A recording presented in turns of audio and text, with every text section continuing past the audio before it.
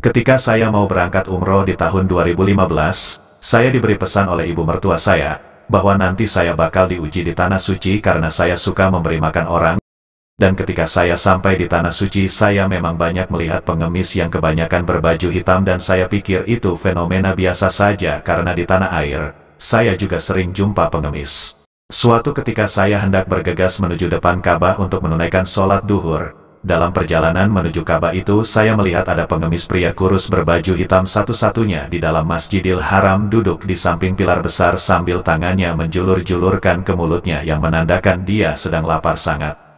Saya pun seperti jamaah lainnya tak menaruh kepedulian dengan pengemis kurus berbaju hitam tersebut karena langkah-langkah kami semua sibuk menuju Ka'bah agar bisa sholat duhur berada paling dekat Ka'bah.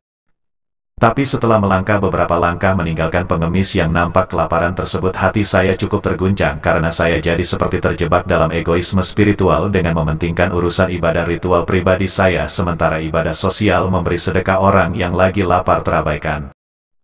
Akhirnya langkah saya terhenti dan berbalik arah menuju pengemis tadi, lalu saya samperin dia sambil mengambil uang dalam tas saya. Namun sungguh terkejut saya ketika dia tiba-tiba berdiri sambil menggenggam tangan saya yang sudah berisi uang lalu dia menepuk-menepuk pundak kiri saya sambil tersenyum ramah. Selepas itu dia berjalan pergi meninggalkan saya begitu saja. Saya baru sadar teringat, apakah itu mungkin yang dimaksud saya bakal diuji di Tanah Suci oleh ibu mertua saya? Wallahu a'lam bis shawabi.